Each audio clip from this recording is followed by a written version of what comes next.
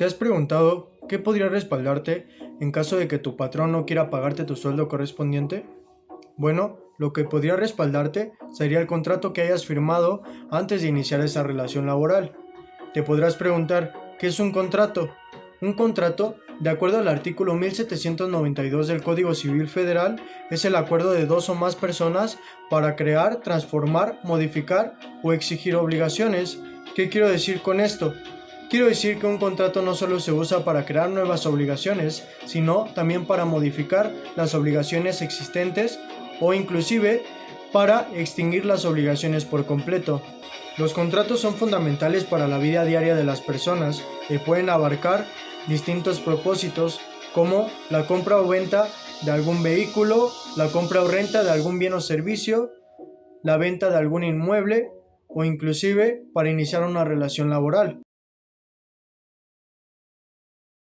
La importancia de un acuerdo radica en proporcionar seguridad jurídica y claridad ante el acuerdo que se haya llegado entre las partes involucradas en este mismo. También un factor importante es la previsibilidad, es decir, que un contrato debe prever las obligaciones de las partes involucradas en este contrato. Y por último, pero no menos importante, el contrato también nos sirve para la resolución de conflictos. Como antes ya lo mencioné, un conflicto podría ser el que tu patrón no quiera pagarte tu sueldo correspondiente. El cuerpo de un contrato son el título, el cuerpo sustantivo, la exposición, el cuerpo normativo, el cierre y los anexos. El título es aquel que nos indica la naturaleza del contrato. El cuerpo sustantivo es la primera sección en la que se identifican las partes involucradas y se brinda información contextual como lo es la fecha, las firmas o el objeto del contrato. La exposición es donde se da los antecedentes y hechos registrados y también donde se incluyen las cláusulas necesarias del contrato. El cuerpo normativo es donde se detallan los pactos suscritos entre las partes involucradas y también donde se detallan las sanciones en caso de haberlas. El cierre formula el fin del contrato con las firmas de las partes involucradas. Y por último, pero no menos importante, los anexos, que estos solo se darán en caso de ser necesarios. El artículo 1794 del Código Civil Federal nos indica los elementos esenciales. El artículo nos dice que para la existencia de un contrato se requiere de... Esto quiere decir que para que un contrato sea válido y tenga efectos legales, debe cumplir con ciertos elementos esenciales como lo son, y en ese artículo nos indica el consentimiento y el objeto que pueda ser de materia del contrato. Algunos elementos más pueden ser la capacidad, la causa, la forma y la determinación. El consentimiento es el acuerdo de voluntad entre quienes llevan a cabo este contrato. Continuamos con el objeto. El objeto debe ser lícito, es decir, que este no debe ser contrario a lo que la ley nos indica. También lleva a cabo el factor posible, es decir, que este sea factible de cumplir. Otros serían la causa.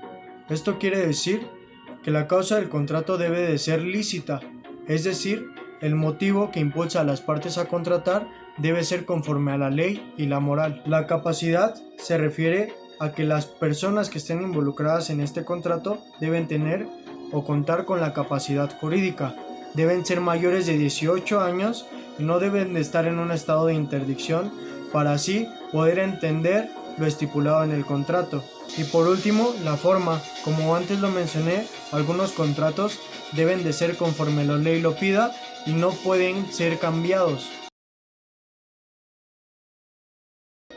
Existen distintos tipos de contrato, como lo son los contratos de tiempo indeterminado, sujeto a prueba, por temporada, los contratos bilaterales, unilaterales, onerosos, gratuitos, conmutativos, aleatorios, instantáneos, de tracto sucesivo, consensuales, reales, privados, públicos, formales e informales, y solemnes y no solemnes. A continuación, les daré una breve explicación de alguno de estos contratos antes mencionados. El contrato indeterminado es aquel donde el patrón pone a prueba las habilidades del trabajador por un cierto tiempo para después saber si lo contrata o no lo contrata. El contrato oneroso es aquel donde ambas partes obtienen beneficios, como por ejemplo un contrato de compraventa de un vehículo. En una de las partes involucradas obtiene el vehículo y la otra parte obtiene la parte onerosa, que es el dinero.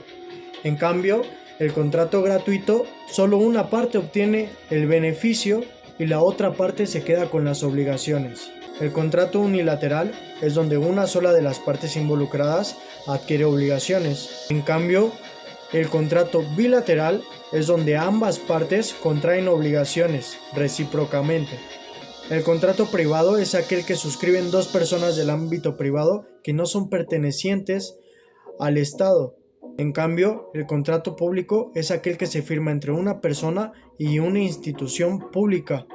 El contrato formal es aquel que cuenta con un documento escrito donde está estipulado el acuerdo al que llegaron las partes involucradas y que este mismo está ante la ley. En cambio, los contratos informales no tienen un documento escrito, suelen ser más breves y no están registrados ante ninguna institución. Y de ahí en fuera podemos contar con otro tipo de contratos como compraventa, arrendamiento o de bienes y servicios. Ahora ustedes se podrán preguntar, ¿los contratos pueden ser invalidados? Y la respuesta es que sí. De acuerdo al artículo 1795 del Código Civil Federal, nos indica 4 fracciones por la cual un contrato puede ser invalidado. La primera fracción nos indica por incapacidad legal de las partes o de una de ellas. Segunda fracción, por vicios del consentimiento. La tercera fracción nos indica que por su objeto, su motivo o su fin sea ilícito. Y la cuarta fracción nos establece porque el consentimiento no se haya manifestado en la forma que la ley lo establece. A continuación, en la pantalla les estará apareciendo una imagen donde vengan los artículos antes mencionados y los artículos donde se estipula todo lo que tiene que ver con el tema de contratos, tanto en el Código Civil Federal como en la Ley Federal del Trabajo. Muchísimas gracias por su atención. Mi nombre es Irving Yael Gómez Rodríguez, de Tercero de Derecho.